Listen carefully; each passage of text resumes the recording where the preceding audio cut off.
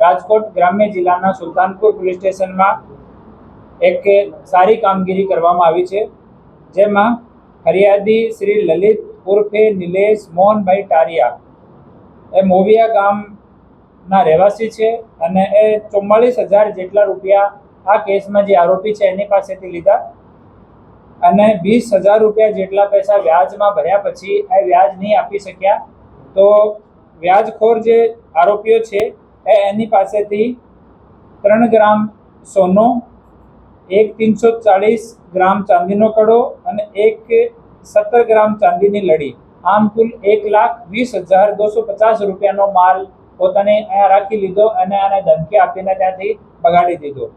આ ફરિયાદ જ્યારે સુલતાનપુર પોલીસ સ્ટેશનમાં આવી તો સુલતાનપુર પીઆઈ શ્રી જયરાજ ખાચર દ્વારા એનો ગુનો દાખલ કરવામાં આવ્યો. એના આરોપીઓ વિરુદ્ધમાં કાર્યવાહી ચાલુ કરવામાં આવી. એના જ ભાગરૂપમાં જ્યારે આજુબાજુના લોકોને ખબર પડી કે આ વ્યાજખોર વિરુદ્ધમાં કાર્યવાહી થઈ રહી છે તો 90 જેટલા લોકો ફરિયાદ કરવા માટે આવ્યા અને જ્યારે આરોપી પક્ષ સાથે એ લોકો વાતચીત કરી તો આરોપી પક્ષે સ્વ ખુશીથી આ 90 પરિવારોનો જો કબજે કરેલો સોના, ચાંદી, મકાન અને વાહનોના દસ્તાવેજ હતા એ તમામ છે એ પરત કર્યા છે.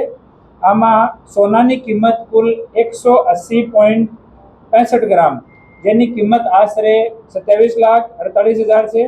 ચાંદીના દાગીનાની કિંમત કુલ વજન 19 કિલો 724 ગ્રામ, જેની કિંમત 49,31,000 રૂપિયા છે.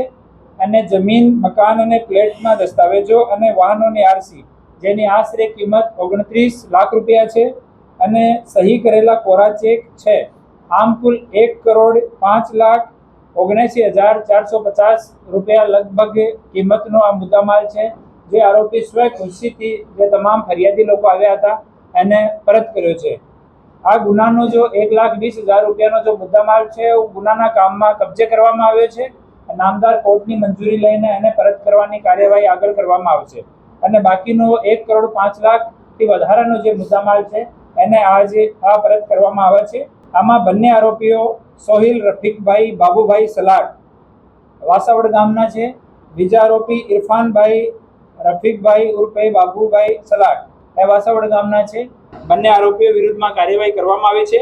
આમાંથી સોહિલ વિરુદ્ધમાં અગાઉના 3 ગુના છે, એ બીજે કલમોમાં છે, વ્યાજખોરીના ગુના નથી. હાલ સુધીમાં રાજકોટ ગ્રામ્ય જિલ્લામાં 2026માં 62 વ્યાજખોરો વિરુદ્ધમાં 62 FIR દાખલ કરવામાં આવી છે, જેમાં 125 જેટલા આરોપીઓ વિરુદ્ધમાં કાર્યવાહી કરવામાં આવી છે.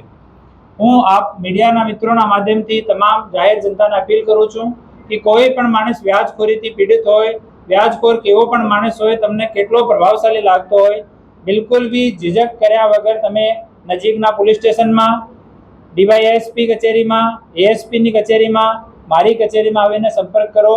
100% અમે લોકો આપની મદદ કરવાના છીએ. આ પ્રેસ નોટમાં અમારો કંટ્રોલ રૂમનો અને અમારા જિલ્લાના તમામ અધિકારીઓનો નંબર છે. આમાં તમારે જે વ્યાજખોરીથી પીડિત છો તો રાજકોટ ગ્રામ્ય જિલ્લા માટે આ નંબર ઉપર સંપર્ક કરવા માટે વિનંતી છે.